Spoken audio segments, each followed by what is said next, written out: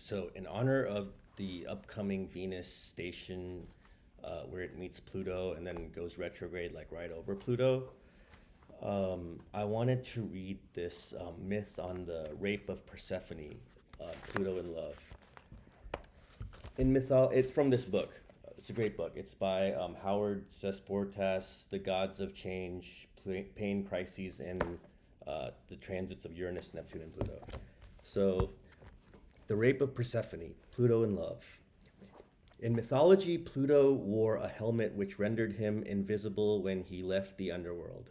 He thus represents a force that operates from beneath the surface level of consciousness, a facet of our psyche that unconsciously attracts situations through which we will fall apart in order to put ourselves back together again in a new way. Pluto came to the upper world only twice, once to seek healing for a wound, and the other time to abduct Persephone. Pluto transits are often experienced most clearly through issues to do with health and relationships.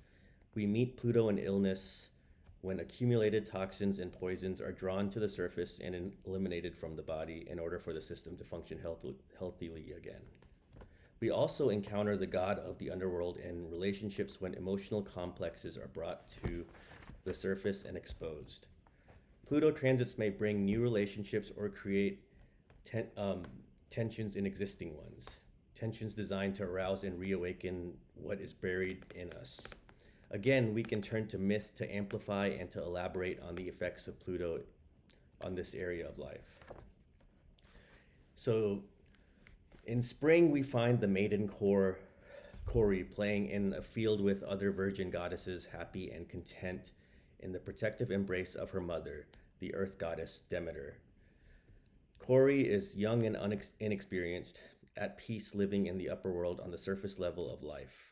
But Aphrodite, the patroness of sensual love, looks down on Kori from Olympus and finds her too naive and innocent to be true. In her capacity as the redresser of imbalance, Aphrodite decides to teach Kori a lesson, and she instructs Eros to pluck Pluto, who happens to be in the vicinity, with an arrow of love. Unaware that it is a flower associated with the underworld, Kori picks a narcissus. The earth opens up and Pluto appears in his black chariot drawn by 4 fire-breathing horses. He abducts Kori and takes her to the underworld where he rapes her. In one fell swoop, she is taken from the spring meadow in the upper world into a place that is dark and unknown, a place of passion, sex, and intense emotion. After this, Kori's name is changed to Persephone, which means the one who loves the darkness. Initiated into womanhood by Pluto, she is no longer a maiden. Symbolically, at least, she has freed herself from her mother's domination and is now a woman in her own right. Demeter, distraught over the loss of her only daughter, sinks into a deep depression and forbids the crops to grow or the trees to bear fruit. For 7 years, the whole world is cold and barren, while humanity starves. Finally, the gods, worried that no people will be left to worship them, intercede and arrange for Persephone to be reunited with her mother.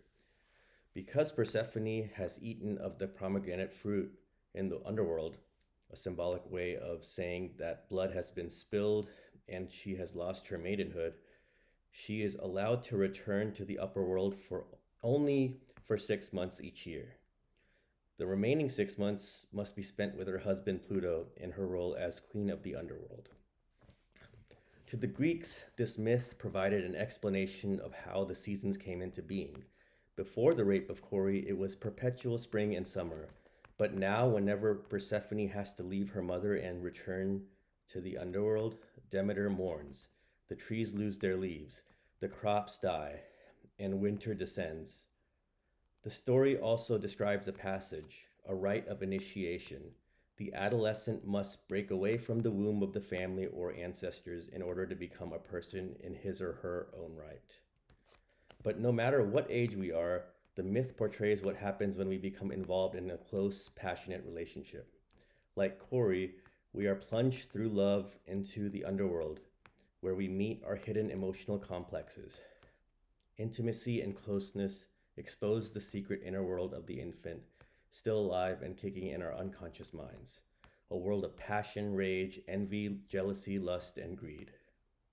Our partner may be unable to provide us precisely with what we need or want at a particular time, and up comes our raging infant again. Our partner flirts with someone else, and up comes the jealous infant inside us, fearful of abandonment and death. There are times we feel like killing our loved ones, and there are times we want to destroy or spoil the relationship because we resent the power a partner has to determine whether we are happy or sad, fulfilled or unfulfilled. Intimacy stirs all these emotions in us, and we were told that love was meant to be a joyful state. In the end, Persephone becomes the mistress of two worlds. She is at home in the upper world, living on the surface level of life. She can be light, easy, gay, innocent, and good at small talk, but she's also familiar with the underworld. She has contacted the darker emotions that live beneath the threshold of consciousness. Under an important Pluto transit, we too may have a Persephone experience, the experience of having to confront the underworld of our own destructive emotions via the catalyst of a close relationship. Like Persephone, our existing sense of self is violated by Pluto, and we discover more about who we are and what lurks deep within us. And like Persephone, we can be born again, a new and more whole person. So that's